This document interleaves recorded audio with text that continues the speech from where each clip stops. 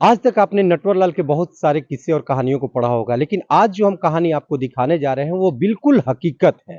अभी हमारे पीछे जो स्कूल है, वो उत्क्रमित मध्य विद्यालय फुलवड़िया का स्कूल है, जिसकी ज़मीन को भवन सहित इस यहाँ के लोगों ने बेच भी दिया और खरीद भी लिया। साथ ही साथ आपको ये हम बताएँ कि यहाँ के सीईओ ने उस बाज़ाब्ता ज़मीन को दाखिल-खारिज भी कर, उसे सरकारी ज़मीन से हटाकर बेच दिया, बिचवा दिया या जो कहें। अब तो ये जांच का विषय होगा कि आखिर जमीन बिकी कैसे। लेकिन आपको कहानी ये बताते हैं कि यहाँ के ग्रामीण ने उस समय शिक्षा की मंदिर के लिए अपनी जमीन से कुछ टुकड़ा स्कूल के भवन बनाने के लिए दिया था, जिस पर स्कूल का भवन भी बना, स्कूल भवन चल भी रहा है, वहां पढ़ाई भी हो रही है।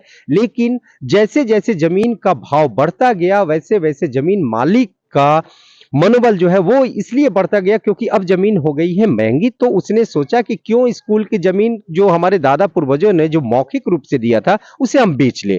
और उसने ऐसा ही किया और यहाँ के ढाका अंचल के सीईओ ने बाजाब्ता बिना जमीन पर जाए, बिना जमीन को देखे हुए उस जमीन का दाखिल खारिज भी कर लिया। ढाका का जो उत्क्रमित उच्च विद्यालय है फुलवरिया और पचपखरी, ये दोनों में सरकारी विद्यालय की ज़मीन का जो है वो रजिस्ट्री हो गया है। उसके संबंध में मैंने जांच किया था खुद ढाका जाकर, तो उस बात सही है, रजिस्ट्री जो हुआ है गलत हुआ है।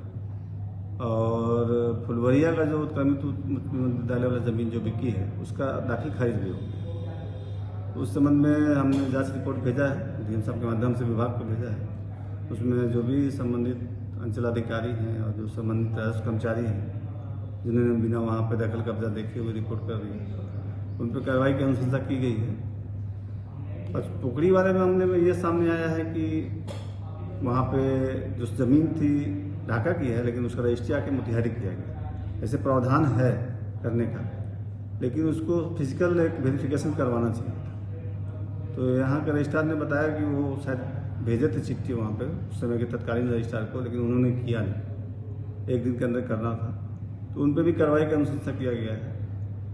और जो विक्रेता हैं, खास करके विक्रेता, दोनों ही स्कूल के विक्रेता हैं, उन पर भी एफआईआर करने का अनुशंसा किया गया। मामला तब संज्ञान में आया जब यहाँ के स्थानीय विधायक पवन जायसवाल ने इस मामले को विधानसभा में उठाते हुए राजस्व मंत्री से ये पूछा कि मंत्री जी आप ये बताएं कि आखिर जो दान में दी गई हुई जमीन कैसे बिक सकती है। तब ये मामला खुलासा हुआ और खुलासा होने के बाद अब ये जांच बहुत तेजी से बढ़ रहा है आगे, और जांच में अब क्या होगा ये तो समय बताएगा। लेकिन यहाँ के अंचल प्रशासन को ये सोचना चाहिए, वहां पे उस जगह पे जाना चाहिए, उस जगह को देखना चाहिए कि आखिर वो जमीन किसके दखल कब्जा में है। उन्होंने देखा नहीं और उस जमीन का दाखिल खारिज कर दिया।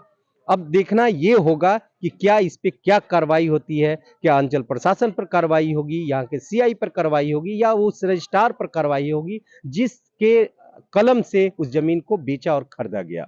मोतिहारी से अमरेंद्र मिश्रा, टीवी 9।